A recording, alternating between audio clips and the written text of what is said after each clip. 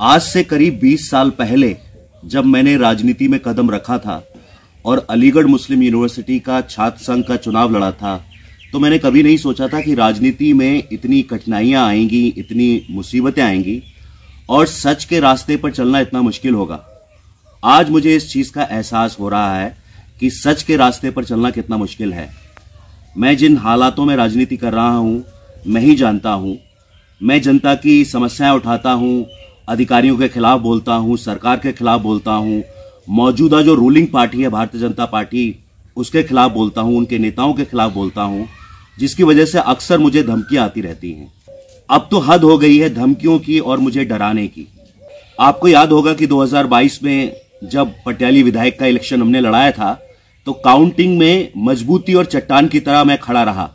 वहां पर भी बीजेपी के नेताओं से मेरी दुश्मनी हुई। उसके बाद गंजडंडवारा नगर पालिका के इलेक्शन में भी काउंटिंग में मैं मजबूती के साथ खड़ा रहा और वहां पर भी मेरी बीजेपी के नेताओं से दुश्मनी हुई। जिनके लिए मैं लड़ा वो तो मेरे नहीं हुए, लेकिन बीजेपी के लोगों से जरूर मेरी दुश्मनी हो गई और इस दुश्मनी को वो दिल में बिठाए हुए हैं। परसों ही मैंने गंजडंडवारा पटियाली मार्ग पर जो शेड बने हुए हैं, वहां पर बीजेपी के होर्डिंग्स लगे हुए थे और बीजेपी के नेताओं के पोस्टर लगे हुए थे।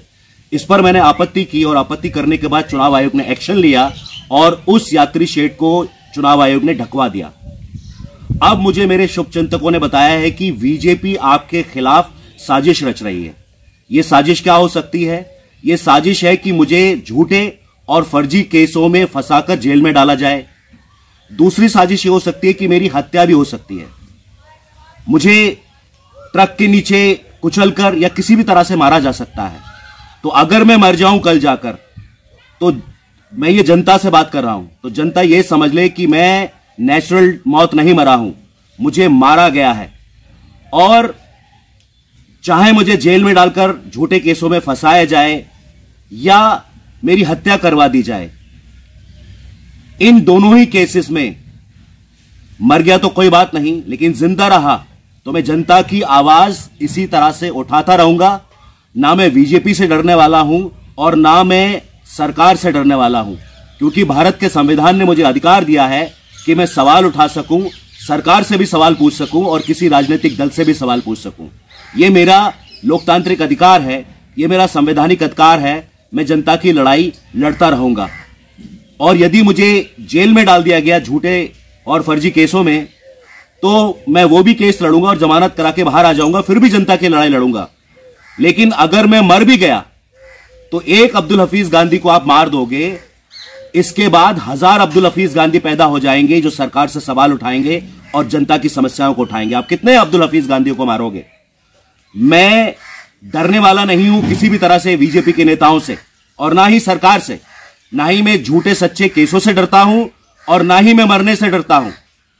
मैं आपको बता दूं कि जिन जिन लोगों से मुझे खतरा है, मैंने अपने घर वालों को एक लिस्ट बनाकर दे दी है कि अगर मैं मर जाऊं तो इन लोगों के खिलाफ एफआईआर करानी है और मेरे मरने के बाद सीबीआई इंक्वायरी की बात करनी है, सीबीआई इंक्वायरी की मांग करनी है।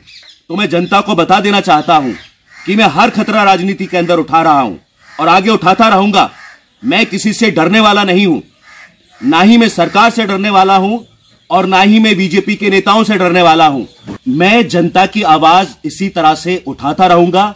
मैं समाजवादी पार्टी का हर इलेक्शन इसी तरह से दमदारी के साथ, मजबूती के साथ, सक्रियता के साथ लड़ाता रहूंगा। जिसको बुरा लगे, लगता रहे, यह मेरा संवैधानिक और लोकतांत्रिक अधिकार है कि मैं अपनी पार्टी को चुनाव लड़ाना चाहता हूं। किसी को बुरा लगे, अच्छा लगे, लगता रहे। कोई मुझे मरवाना चाहे मरवा दे, कोई मुझे झूठे केस के अंदर जेल में डलवाना चाहे डलवा दे, लेकिन मैं डरने वाला नहीं हूं। लंबी जिंदगी से अच्छा है शेर की तरह छोटी जिंदगी जीऊं और मर जाऊं। मैं मरने से नहीं डरता और ना ही झूठे केसों से डरता हूं। जिसको जो करना है मेरे खिलाफ कर ले, लेकिन मैं संवैधानिक तरीके अपनाऊंगा, लोकतांत्रिक तरीके अपनाऊंगा, कानूनी तरीके अपनाऊंगा अपने दुश्मनों से लड़ने का। और भारत के संविधान ने मुझे अधिकार दिया है। मैं कंपेनिंग करता रहूंगा समाजवादी पार्टी की, और जो बीजेपी के लोग मुझे डराना चाहते हैं, मैं उनके डराने में बिल्कुल नहीं आने वाला। समाजवादी पार्टी जिंदाबाद। एटा से प्रत्याशी देवेश साक्य जिंदाबाद।